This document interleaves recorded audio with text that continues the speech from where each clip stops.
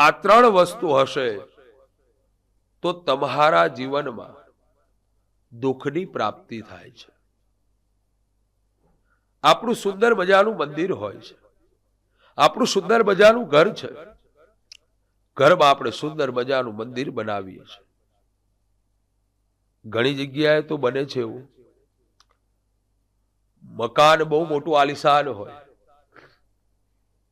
હમણાં અમે એક કથા પતાવીને નીકળ્યા એટલે મને કીધું મહારાજ શ્રી અમારે ત્યાં પધરામણી કરશો?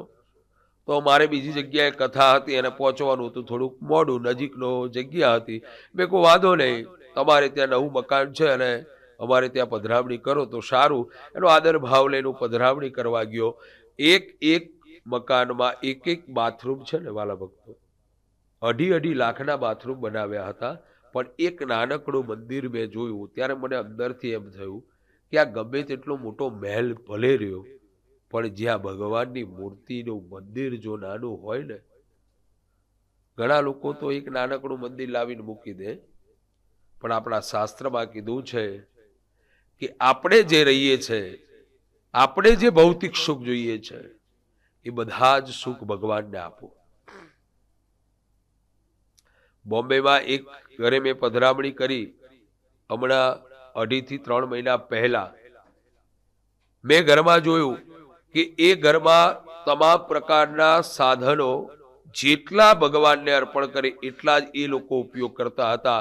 અરે સરસ મજાનું 10 બાય 10 નું રૂમ, એમાં ભગવાનની તમામ પ્રકારની પ્રવૃત્તિ કરવા માટેનું બાલકૃષ્ણથી માંડી ભગવતીને સુંદર મંદિર હતું અને સેવનનું મંદિર હતું અને તમામ પ્રકારના સુખ, એસી પણ સહિત ભગવાનને અર્પણ કરેલું હતું. વિચાર કરો, હવે જ્યાં ઠાકોરજીને આ રીતે રાખતા હોય તો ભગવાન એને કેટલું સુખ આપે. પણ આપણે શું, આપણો બેડરૂમ સારો હોવો જોઈએ, આપણું કિચન સારું હોવું જોઈએ, આપણો બેઠક રૂમ સારો હોવો જોઈએ, આપણા તમામ પ્રકારના જરૂરિયાત વસ્તુઓ સારી હોવી જોઈએ. મંદિર ગમે ત્યાં મૂકી દઈએ ચાલે. ઘણા લોકો તો મંદિરનું સ્થાન પોતાના કિચનમાં જે પ્લેટફોર્મ હોય ત્યાં આગળ રાખતા હોય છે. તો વાલા ભક્તો, મંદિર હંમેશા ઈશાન ખૂણામાં રાખજો. ધનની પ્રાપ્તિ કરવી હોય, ભગવત અને ભગવતીનો રાજીપો પ્રાપ્ત કરવો હોય તો મંદિર ઈશાન ખૂણામાં જરૂરી છે. આપણે મંદિરનું સ્થાન ઈશાન ખૂણામાં મૂકી દીધું, પણ મંદિરમાં જો આ ત્રણ વસ્તુ હશે તો તમારા જીવનમાં તકલીફો આવતી હશે, આવતી હશે ને આવતી હશે. કઈ ત્રણ વસ્તુ રાખવાથી શુભ છે અને કઈ ત્રણ વસ્તુ રાખવાથી જીવનમાં તકલીફો આવે છે, આપણે શ્રવણ કરીશું. પ્યારા ભક્તો, આપણું મંદિર હોય ને મંદિરમાં અમુક વસ્તુ ન હોવી જોઈએ. પહેલામાં પહેલી તો તમામ પ્રકારના ભગવાનની મૂર્તિ તમે રાખતા હશો. સાસુમાં હરિદ્વાર ગયા, ત્યાંથી લાલજી મળ્યા, લાલજીને લઈ આવ્યા, ઠાકોરજીને પધરાવી દીધા. વહુ રાણી દ્વારિકા ગયા, ત્યાંથી લાલજી લાવીને મૂકી દીધા. પછી લાલજીની સામું જોતા નથી કે લાલજીને સ્નાન કરાવવું પડે, લાલજીને જલ અર્પણ કરવું પડે, લાલજીને દૂધ આપવું પડે, લાલજીને માખણ આપવું પડે, લાલજીને પ્રસાદ ધરાવવો પડે, કેટલી કેટલી સેવાઓ ભગવાનની કરવી પડે. આપણે મૂર્તિ લાવીને મૂકી તો દઈએ છે, પણ સેવાઓ થતી નથી વાલા ભક્તો. કેટલાના ઘરમાં ગીતાજી છે? ઓહો હો. તો પહેલા અધ્યાયમાં ગીતાજીમાં ભગવાન શું કહે છે? મહારાજ, એ ગીતાજી આવ્યા ને પછી વાંચ્યા જ કોને છે? ધૂળ ઉપર લાગી જાય આટલી આટલી, છતાં પણ આપણે ગીતાજીને એક પેજ ફેરવતા નથી. શાસ્ત્ર આપણા ઘરમાં રાખીએ છીએ તો ખરા, પણ ઉપયોગ કરતા નથી. બહેનો, આપણી પાસે જ્યારે બપોરનો સમય મળે ને ત્યારે એ ગીતાજી વાંચજો, ત્યારે એ રામાયણ વાંચજો, ત્યારે એ ભાગવતજી વાંચજો, ત્યારે તે રામચરિત માનસને વાંચજો. કોઈક વાર સમય મળે, વચનામૃત સ્વામિનારાયણ સંપ્રદાયમાં હોય તો વચનામૃત વાંચજો, દાદા ખાચરની અમુક વાતોને વાંચજો, તો તમારા જીવનમાં તમારા જીવનને પરિવર્તન થશે. પણ આપણી પાસે એવા ટાઈમ હોતા નથી. કોઈનું ખોટું વિચારવાના ટાઈમ હોય છે, પણ આપણા જીવનમાં ઉતારવાના ટાઈમ નથી હોતા. એટલે પ્યારા ભક્તો, આપણે પાછળ છે. તો મંદિરમાં ગણેશજીની મૂર્તિ એક જ હોવી જોઈએ, ઠાકોરજીની મૂર્તિ એક જ હોવી જોઈએ. તમારા ભગવાનની ચિત્રમાઓ જે છે, તમારા ભગવાનની મૂર્તિ હોય કે ફોટા હોય કે ગમે તે હોય, એક એક સ્વરૂપને રાખો. કારણ કે અનેક સ્વરૂપોને રાખી અને એને અપૂજ રહે એનું પાપ પહેલું આપણને લાગે છે વાલા. બીજા નંબરનું અશુભ એ છે કે તમે તમારા મંદિરમાં કોઈ પણ મૂર્તિ હોય ખંડિત થાય એટલે એને વિસર્જન કરજો. ખંડિત મૂર્તિની પૂજા ન થઈ શકે. તમારા મંદિરમાં ત્રીજા નંબરની વસ્તુ એ છે કે ઘણા મંદિરમાં મેં જોયું છે કે પિતૃઓના ફોટા મૂકે છે.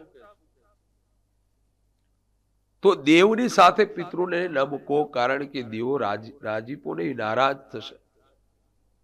એ પિતૃ છે અને એ સવ્ય અને અપસવ્ય બે કાર્ય બતાવ્યા છે. પિતૃનો ફોટો ઘણા મંદિરની ઉપર રાખતા હોય છે. પિતૃનો તમારા પિતૃઓનો પૂર્વજનો ફોટો હંમેશા છે ને બેઠક રૂમમાં દક્ષિણ દિશા બાજુ લગાવો, શ્રેષ્ઠ છે વાસ્તુશાસ્ત્ર પ્રમાણે. આ ત્રણ વસ્તુ જો મંદિરમાં હશે તો અશુભ છે. હવે આપણે વાત કરીએ કે મંદિરમાં શું રાખવાથી આપણી પ્રગતિ થાય. મંદિરમાં શું રાખવાથી શુભ માનવામાં આવે છે? તો પહેલું તો મંદિરમાં શંખ હોવો જોઈએ. જ્યારે તમે પૂજા કરવા બેસો ને, ઉત્તિષ્ઠ ઉત્તિષ્ઠ ગોવિંદ, ઉત્તિષ્ઠ ઉત્તિષ્ઠ માધવ, ભગવાનને જ્યારે જાગૃત કરો, બે વસ્તુ જોઈએ જરૂરી છે. એક ઘંટનાદ અને એક શંખ વગાડીને ભગવાનને જાગૃત કરવામાં આવે છે. આ બે વસ્તુ શુભ માનવામાં આવી છે. આ બે વસ્તુ જરૂરિયાત છે, તમારા મંદિરમાં હોવી જોઈએ જ જોઈએ. અને દરેક જણને નમ્રતાથી પ્રાર્થના કરું છું કે તમે જે ભગવાનની માનતા હોય, જે ભગવાનની સેવા કરતા હોય, જે ભગવાનના જપ કરતા હોય, જે ભગવાનના પાઠ કરતા હોય, પણ આસન વગર કરેલા જપ પાઠ ફળ આપતા નથી. આસન લઈને જ બેસવું. બની શકે તો ઊનનું આસનનો ઉપયોગ કરવો, લાલ અને પીળું શ્રેષ્ઠ છે. તો જેને ત્રણ વસ્તુ ઘરમાં, મેં આપને બે વસ્તુ બતાવી, એક શંખ અને ઘંટનાદ, અને ત્રીજી મહત્વની વસ્તુ છે અને ભગવાન કૃષ્ણ અતિ પ્રિય છે. આ બધા સમજી ગયા છો? કેટલા જણ સમજ્યા છે? ત્રીજી વસ્તુ શુભ માનવામાં આવે છે. હે ઓહો, બધા સમજી ગયા છો.